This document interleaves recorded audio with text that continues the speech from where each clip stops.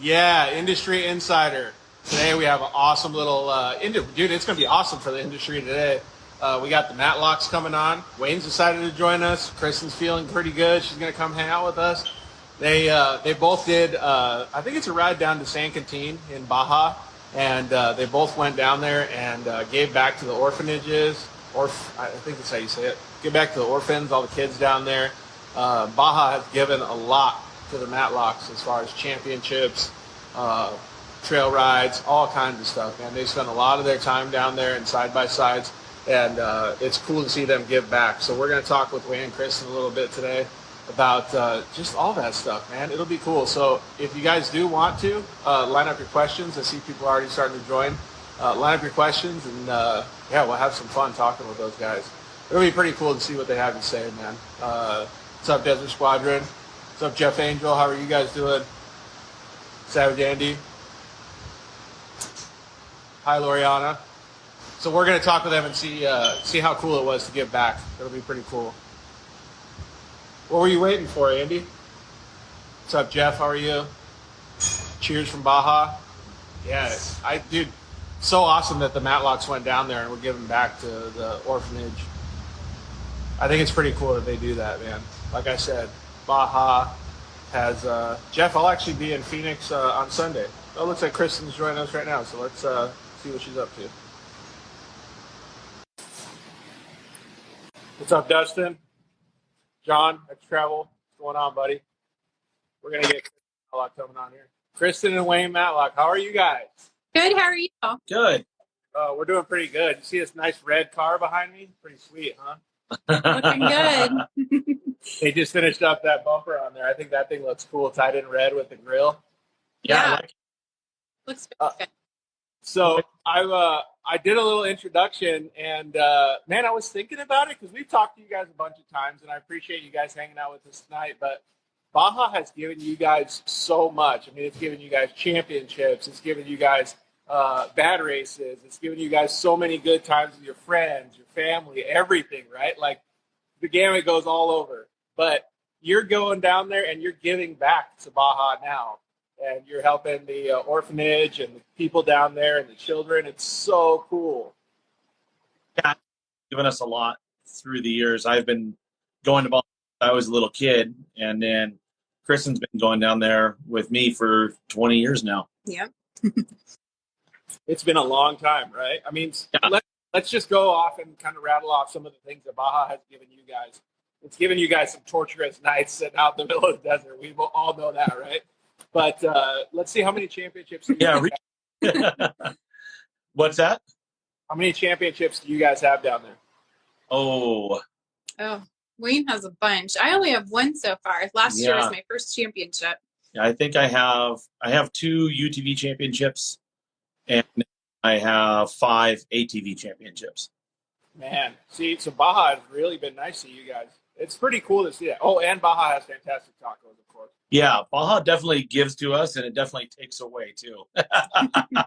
But it, even in the times where it'll break your heart when you're racing and stuff, there's still silver linings in it. One of the ones that come to mind is Baja 1000. I think it was 2016. We were leading the race the whole way through, drove the whole thing solo, and within sight I could see Ensenada, and a front spindle pin broke, and we came in on 3 wheels, and I had to ride on the back of the car for a counterbalancer.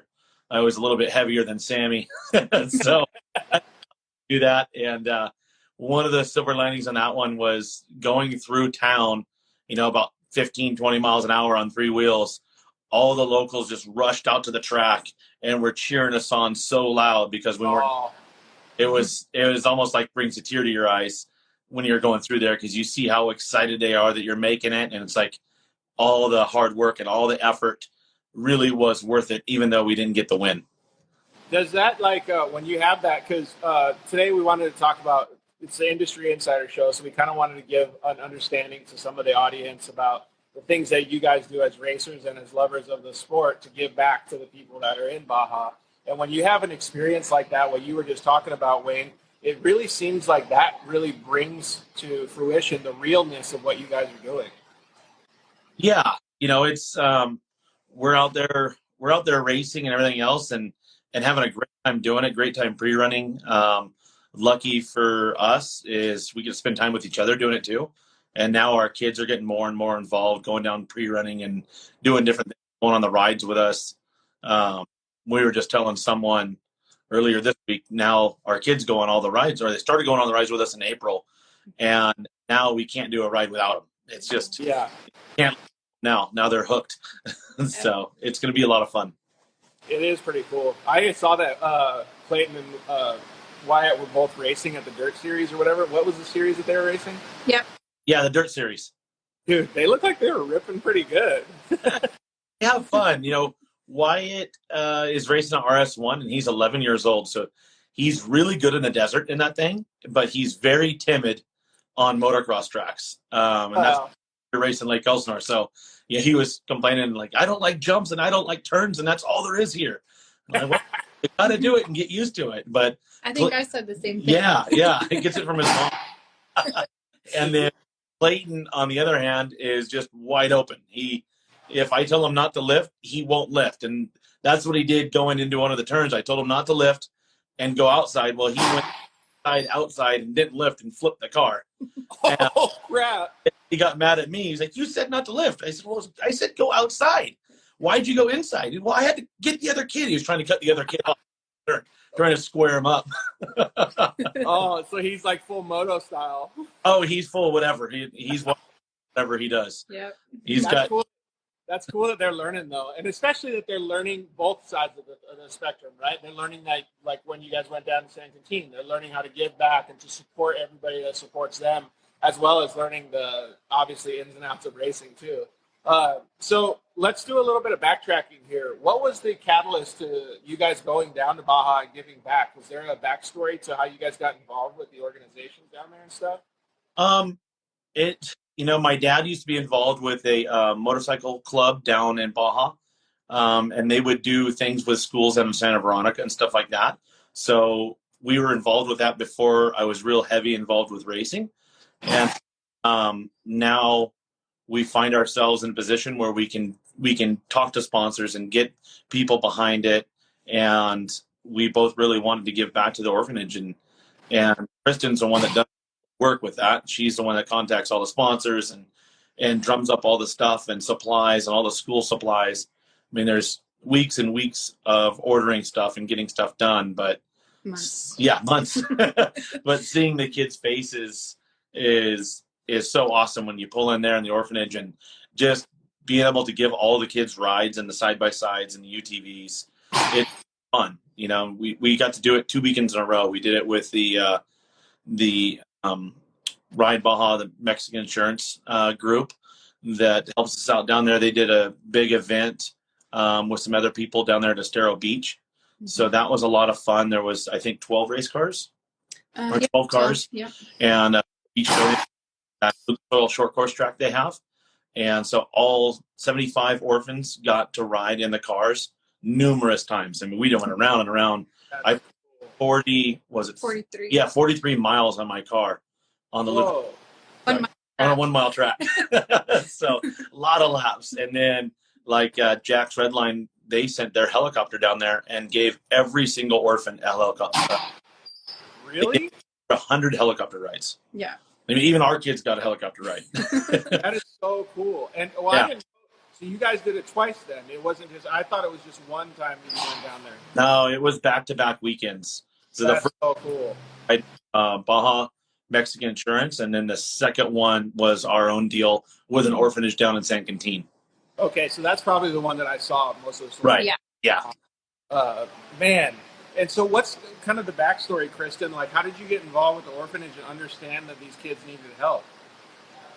Well, I just knew that on our San Quintin ride, we had a spare day whenever we got down to San Quintin. We always had like extra free time on Saturday. And like, you know what, we need to find an orphanage that we can visit down there. So I just did some research and found the place that we could go to and talk to them, and it ended up being the perfect location because those kids down there are definitely in need, and they have great support there with this facility, but they were just so grateful to see us. They'd never been in an off-road vehicle, and just getting all the stuff from our sponsors that they were able to donate, and all the school supplies.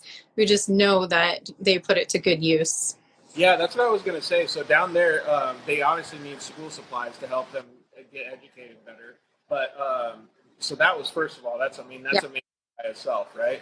But then you took them for rides, and the sponsors gave stuff away too. Like, what kind of stuff did the kids get to have fun with? Kinds of goodies. They donate everything from toys, race-related toys, like the little die-cast cars, to frisbees, just all kinds of fun stuff. Yeah, all kinds of stuff that they want. They were so thrilled to get. Yep, it was like Christmas Day. Yeah, stickers, of course. I was gonna say, because like us in the United States kind of take all that stuff for granted, right? And like, so probably to get that realization and to give back to that community probably felt so good. I mean, I've done it before where I'm not doing the same thing as you guys, but I've given back to certain organizations and stuff. And I tell you what, I walk away from those situations almost better than a race victory. Yeah, exactly. It's, the whole time you're giving the kids rides, you're smiling.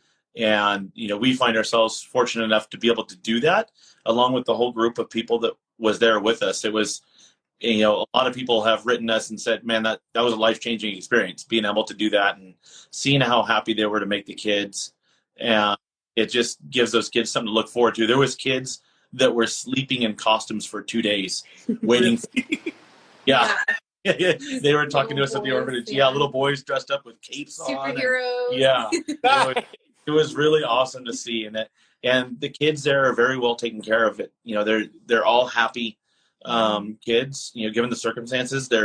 It's a very clean facility. It's a lot of Americans and Canadians that are running it, and it's a really neat facility that they do there. I thought the coffee place that they opened up was a really good idea. Yeah, they opened up a coffee shop there that the kids are able to work at, so it teaches them how work, and earn some, and they actually earn money too. So I thought that was really cool. It's a nice coffee shop too, and they get a lot of smoothies, business. all kinds of different. It's like a Starbucks in there. Yeah, better. They got it all dialed in. The kids are they sell nuts too that they get, and dates and stuff that they go out and harvest themselves, and the kids get the money for working there, and then the proceeds go back into the orphanage. That's super cool, man. Yeah, and like you were saying though, Wayne, is that like everybody was so stoked to be a part of it. I got personal messages from Dustin, the guy that helps you guys with photos. I got a message from Chris and Patty Blaze. They also said, tell you guys hi. It was a fantastic ride. Joe Bernal and his Honda Talon, he said to say hello. And like, there's so many people that we got messages from asking about what you guys were doing down there. I thought it was fantastic because that's like another handshake. Like, all these people are understanding what you guys are doing. So who knows how far it can grow.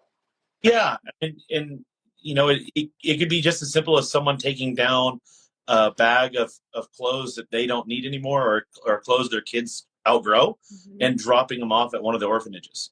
They need clothes, they need all kinds of stuff, school supplies, like soccer balls. Yeah, just basic stuff, and all the stuff that we take for granted. Yeah, and I mean, like, look at the race community, like how many free shirts are given away, and all this other stuff. Yeah. Right? All that stuff is so cool for those people down there, and the people in the orphanage especially. All the kids love it.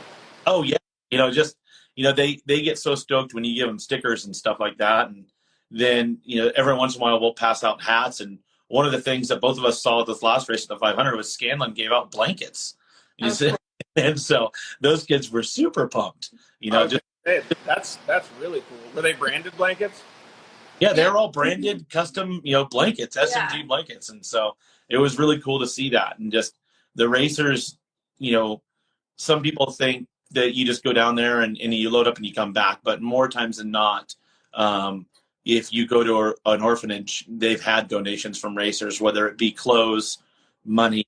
A lot of people like to give back, and it's a really neat thing to do. Did you guys have? Oh, I'm sorry, Kristen. Go ahead. Yeah, it just doesn't have to be anything huge. Like even the racers, you know, just stopping from town to town when we're pre-running, you know, and passing out stickers, that means the world to them. So, you know, just little gestures just to say, hey, we care about you, you know, just like you care about us, and you cheer us on the race course. We're here for you. Yeah, cheer them on in their life, right? Yeah. Yeah. Yep. Do you guys have any individual moments that really stuck out in your head over those 2 weekends that you guys were down there that were like, wow, this is a real life situation that I actually just did some good for? Oh, the whole thing, yeah. Yeah. Like, there wasn't anything that's like that was that one moment, but just the moment from both weekends in all. Yeah, there was one. It's actually a girl that kept getting out of my car after the ride was done at the Lucas Oil track, and she would jump out of the car and then run back the line and wait in line again. She would just keep going and going, and she would get in the car and go mucho rapido. So it was a lot of fun just being able. Was that her right there? Yeah, Could have been, yeah, definitely one of them. But no, that wasn't the particular one I was thinking of. It really looked like a lot of the kids had a good time, man. Oh yeah, definitely. Yeah. It looked like you guys even had a really good time down there too. Well, that's the thing, is I don't know who had bigger smiles, us or them. Yeah. Yeah. I mean, look at the smile. You can't see the girl's smile because you got a mask, but look at Kristen's smile from ear to ear. Happy. It is really cool to see, and I like the message that you guys are trying to share, because it really makes the off-road community obviously that much better of a place to be, right? And the dirt life is literally about being that type of person. You guys are giving back to what gave you guys so much.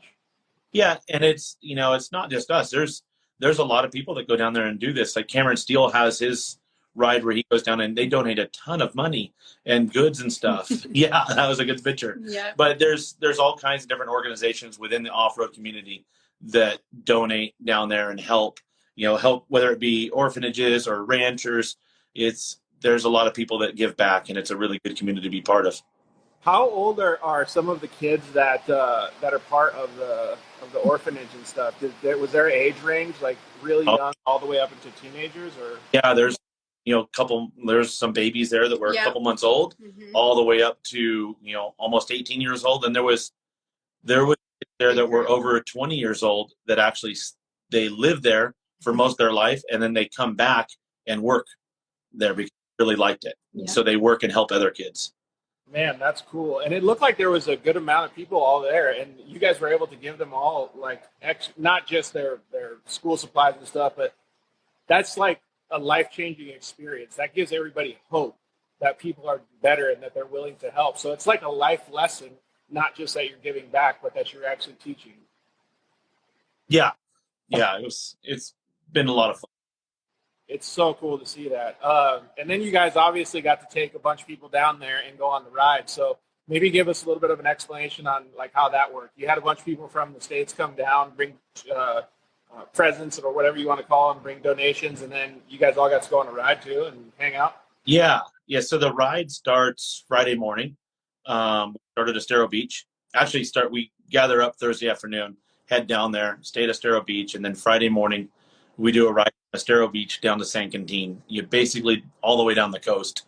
Stops on the way, just little key points, and then Juan from Acambaro, his family out and makes lunch for us on the beach, on the sand, right where the water's breaking and stuff. I saw that in some video that you guys posted. That looked amazing. Yeah, so him and his family come out and cook for us, and then we get down there, and Saturday we wake up, have breakfast, and then we drive up the highway to the orphanage. And this year we hung out there until almost 2:00 or so.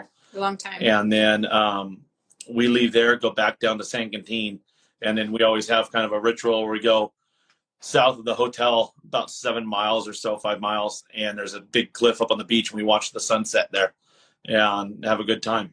It's a lot of fun. And then we ride home on Sunday. How many cars and how many people do you think joined you guys? We had 30 cars. Yeah, 30 cars. Mm-hmm. That's fantastic, man. Yeah. I'm sure that they were loaded up, so probably twice as many people as that too. Yeah, right? about 65 with us. Yeah. That's so cool. Cars, trucks, and all the crew and stuff like that that come along with it. I can imagine that the riding was actually pretty cool too. I got a little video of somebody. I don't know who this is, but somebody's getting kind of crazy down by the beach over here. Kristen. Yeah. I was joking. I knew it was her by how she's doing it because you could see the smile on the razor. She's getting all crazy. But how fun is that? So you guys got to have a really good time while you were giving back. That's so cool. Yeah. Yeah, she's got our 11-year-old in the passenger seat there. He was screaming at me the whole time. Was he? He's the timid. Yeah. I had the 9-year-old, luckily. Oh, that's so cool. And I want to say thank you to Dustin and who's Get Some Photo. What's his name? Art. Yeah. And to Art too for supplying us with some of those videos and some of that content. That's super cool that they were down to capture those special moments with you guys. So is the ride going to still continue in the years to come? Yep. Yeah. Yeah. Or do we call it rides? My parents started this ride, 30 years ago. Oh, okay. So for a guy like me thinking it's new, it's not. It's quite a bit. Yeah. This ride for quite a while. Yeah, 30 years about. Same thing. We do another ride in December to Mike's Sky Ranch. There, we've always done that for my dad's birthday, and so we still go. My dad passed away, all 8 years ago now, but we still go to Mike's Sky Ranch to celebrate his birthday every December. So we rent the whole hotel there and have a great time. Keeping the legacy alive. We never opened it up to the public before. This was the first year when we actually posted it to try to get some different, people to go with us and just to see who's out there that maybe we weren't thinking of, in the past. So how did that work? Was it pretty successful since you opened it up? Oh yeah. It definitely filled up. So yeah, it was people like Lucretia, she'd never been on it before and I didn't really know she even wanted to go. So it was nice her and her family joined us, and there's some others on there. Chris and Patty. Yeah, Chris Patty had been with us, but this is the first time Chris got to go, so that was fun. Trevor and Eric down there just causing all kinds of trouble. Who's that? Was Trevor and Eric Burrier down there causing all kinds of trouble? Yeah, we had David and Cadence with us too. Oh, sweet. Yeah. It's a lot of fun. Yeah, I wish I could have made it, man. The dirt life has been so busy, but I really, really wanted to go with you guys. And Dustin even asked me too. He's like, dude, you got to make it. I'm like, dude, I've got to see if I can just schedule the time for next year so I can go down there with you guys. Next year, you do the Dirt Life show from Estero Beach on Thursday night with us. And then Monday night, you'll be home by then. So you'll be good. That'll be perfect. The only thing we got to do is make sure that they have internet and we're good to go. Does Estero Beach have good internet? Yep. Perfect. So what was the favorite part about eating down by the beach then? It's just so pretty on the beach, getting to eat tacos. It's like everything that you ever imagined. Baja, the food that Juan makes is amazing. Yeah. His wife makes a jalapeno pineapple salsa. And it's amazing. Be careful because it's spicy, but it's so good you can't stop. And you should stop, but you just can't do it. It's really good. So I think that's enough to just make me say yes to go next year. Just itself, right? Adobada and carne asada tacos for us. That sounds so good. Mm-hmm. We're looking. Wait, say that again, Wayne. I said our kid was looking for a bean and cheese burrito. Way to ruin it.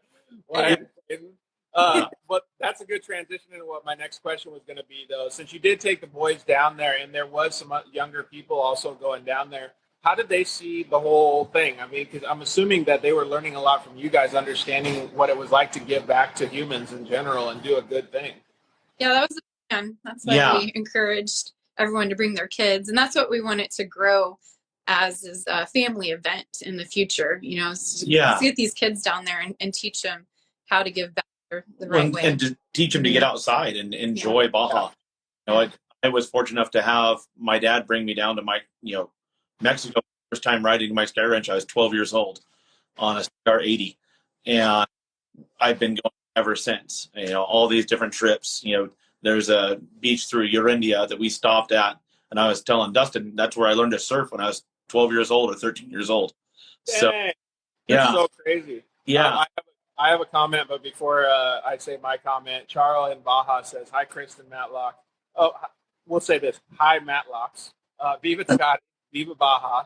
Thanks for being good persons, good people, and the family with the Baja people. You and the family with the Baja people. That's super cool. But I'm gonna transition back into something that Wayne just said. So, what year did you say what it was that you went down there and had the CR80? I was year, man. Why do we got to do that? Well, I have okay. Well, how no. about this? If it was any CR80 that was like the last 20 years, yeah, no. How the hell did you ride that down in Mexico? Because that thing only lived at like 80 to 100% power band, dude. Yeah. So it was an 88 CR80. 1980. Dude, you had to have that thing like full pepper the whole time. Yeah, exactly. And on the way home, we always go through it's Rancho Ramona's at the sawmill. It's a pine forest in Baja. And then at that point, there's 60 miles left to go on the ride. But at that point, the bike would no longer fire itself, no matter how much you kicked it. It didn't have the compression to do it. So my dad had to tow me with his KX500 to get it fired up and then take the rope off and then wring its neck the last 50 miles. How many of them? Yeah, there was 3 of us on that. No, 4 of us on that ride with CR80s. Dude, that's nuts. I can't believe you guys, I mean, like a Suzuki 80, they had a little bit of bottom end, but those CR80s had 0 bottom and 0 mid-range. Yeah. Yeah. Matlock, thank you guys for the amazing trip, epic trails, and views. Forever grateful. Yeah, it looks like you guys obviously had some good content that I was showing earlier. But did you guys have any times when you could just see that magical sunset? Because I talked to Kristen about it last time I spoke. Yeah. Yeah, it was, that's what we did on, Friday on the way down there. We got to sit out and watch, at the beach, and the kids are collecting sand dollars and stuff like that. Then same thing on Saturday. We did the same thing on Sunday. We go to an area I always call it the Sea Cave, and it's just a sea cave. But I've ridden my dirt bike through it. And so it's like it goes through a peninsula, and it's about 50 feet long. And when you ride through it, there's another beach on the other side. And the only way to get there is through that sea cave or a boat. Whoa. So really cool. So we took everyone down there, and they got to walk through the sea cave and hang out, and the kids got to play in the waves. Yeah, razors don't fit. No, razors don't fit. Yeah, well, it's probably a good thing that razors don't fit through there. Well, point. You had your razor over there a long time ago. Remember? I drove around. Oh, okay. Yeah. I thought the tide was really low. Okay. I drove around. Oh, so you got lucky and got to drive the razor around. Yeah, the trick is getting back before the tide comes up. You just got to go over and come right back. Yeah. Stay the night on the beach. Well, the reason I was asking about the sunset is because it's so meaningful, the stuff that you guys are doing. It probably felt good to you as a family, and you especially, Wayne, to go back there and live those sunsets and understand what your dad has given you guys and understand what your dad has brought to the family now. And obviously, you're giving it back and paying it forward to all the people that are down there in Baja, too, that you helped. Yeah. Yeah, it's important to us that that we show our kids, what we're doing and how we're doing it, and make sure they're involved in what we're doing. And, if they choose to go ride off-road or race off-road, that's great. We don't want to force them in that direction, but it would be helpful. But it's a lot of fun showing new people the terrain down there. Someone that's never ridden in Baja, the first time they come over from Santo Tomas and they come up to the beach before India, and they see the cliff and the waves breaking and everything else, and we go down the beach, they're like, holy cow. Mm-hmm. They've never been able to do this. People that don't go to Baja. That's one of my favorite things, is taking new people down there. Yeah. It's just amazing. It makes me feel like it's my first time. Just kind of sharing the Baja joy and their face. Oh my God. That feels. Savage Andy said every kid loves off-road. Yeah. Yeah. It's just a lot of fun. I see that Matt, from Savage UTV's on here. So I think he brought his kid down for the first time on this ride too. I think that's a different Savage. Oh, that's Savage different. Andy. Yeah, Savage Andy. He's okay. Savage Andy. But there's been a bunch of people that jumped on and bailed out too. So, Jeffrey Ricker. So I think he's going to be helping you guys pretty soon too, isn't he? He's been helping us. He's been my crew chief for a long time, but he's stepping up to the co-driver's seat for the Baja 400. Uh-oh, look at that. So maybe that's how we'll end the interview then. What's next for the Matlocks? Baja 400. Yeah. It's coming up quick. Yeah, we're only a couple weeks out from leaving to go pre-run, so we're excited. Can't wait to get back down there. You guys feeling pretty good about the 400? I feel like it's going to be a pretty good race. Yeah. There's a lot of new course that I'm excited about seeing. There's 2 sections I've never ridden on in my life, and I'm looking forward to that. I guess no one's ridden on it, so it should be a lot of fun. Yeah, I always love being able to see those new courses. Right when we're going to tie up the interview, there's a few comments that came in, if you guys don't mind. So Gears Cali said, Baja is beautiful, but it'll give you the bug. You make a stock truck turn into a pre-runner real fast. Yeah. Enjoyable terrain and tacos. Yeah. It definitely gives you the bug. Now the side-by-sides exist, pretty much everybody can go down there and do it. So yeah. Anybody that wants to join the Matlock ride to go down to San Quintin and help the orphanage next year, I would highly suggest it. I'm going to try to do it. Cadence Cowan said, my first ever trip down to Baja was with the Matlocks. That's cool. Yeah, we love her. Yeah. And then Matto822 says, we need some inside info on this new Razor happening. Well, we're not going to give any info on the new Razor. Just keep your high hopes up, and we're going to talk about all the good stuff that's happening in the world that Matlocks are doing. And then Jeffrey Ricker also said, yeah, he's super excited. Like a kid going to Disneyland. Yeah, I can definitely agree with that. But 2017? I think so. Yeah. He actually reached out to us on Facebook, wanted for us, and I told Chris, I'm like, no, I don't want to. Some guy on Facebook. Yeah, we didn't know him from Adam. Yeah, I didn't know him at all, and we ended up having him come down, and he's been like a staple of our team ever since. Greatest guy. Yeah, awesome. Those stories are so meaningful to me because there's so many times. I mean, hundreds and hundreds and hundreds of people have asked us, how do we get into racing? Like we just had the DP4 guys on this last Monday, and they were talking about a grassroots series and coming to racing and all that stuff. And we always tell people, even if you don't have money, just try to reach out to some of the teams, the Matlocks, anybody. It doesn't matter, even if it's a trophy truck team, and ask if you can help out. And so for Jeffrey to do that, I mean, that's proof right there. Oh yeah. I always get teams that want to come down and race Baja, and they're like, well, what should I do first? And my first answer to them is always the same. You need to find a team and go and help. Yeah. And see what you're getting yourself into. Even if it's a lousy team, you're still seeing what you can get yourself into, and you can be better prepared for it. Because if you're across the never been to Baja and only done some races in the Midwest, it is nothing like that at all. It's completely wild. It's almost better to go with a lousy team because then you learn what not to do. Yeah. Yeah, exactly. And like even to go above and beyond that, I know that you had helped Wayne when you first met Wayne too, right, Kristen? Right. Being his team manager in the beginning. Yeah. She did all the logistics and all that stuff. Drove the chase truck. No wonder you did so good when Kristen came on. Yeah.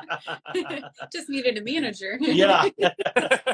And David Cowan says we met all Coles, then dirt at Coles, and then the dirt series. That's perfect. So you just go to the shopping center, you meet him at Coles, and then you go to the dirt series. Yeah. Oh, actually, he said KOH. Never mind. But Coles was funnier. I was going to remember that. Coles. Now we got to make fun of him since Siri auto corrected him. Wingman 2971. There you go. Yeah. He said he started with the Mike's ride and ended up at the car. Look it. Yeah. I met Sammy, 25 years ago, probably 20 years ago on the Mike Sky Ranch ride. And he was a friend of someone else that showed up. And we became great friends. That's cool. Can you imagine if you tried to count how many tacos you've eaten together? Yeah. Well, I think it's fair to say I've probably eaten a fair share more than Kristen. Hey, she has plenty of time to catch up, though. Yeah. I hope she doesn't catch up to me. Team Matlock's the best team to be on. All right, well, we're going to let you guys go. I really appreciate you guys coming on and hanging out with us for the night. Keep doing what you guys are doing. It's fantastic that you guys are giving back, not just to the racing community, but to the fans everybody that supports racing down in Mexico, and obviously you're taking other people from the United States. So I feel like it's just gonna keep waterfalling and growing. I mean, the side-by-side market is huge.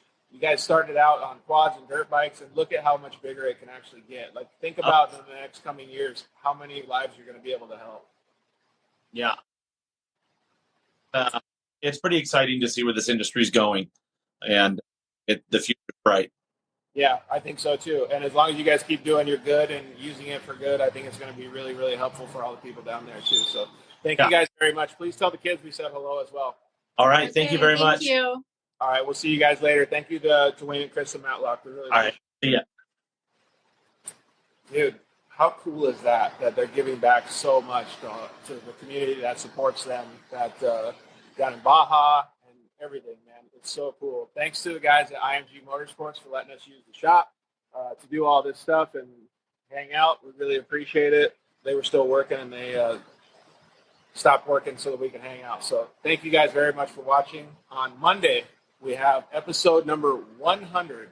Can you believe that? Episode 100 of the Dirt Life Show. We're going to be in Phoenix, Arizona, and we're going to be with Todd and Jacob Zaccone from Evolution Power Sports. They do almost all the tuning for all the side-by-sides. It's going to be cool to hang out with those guys. So episode 100 on Monday. We'll see you guys later. Later.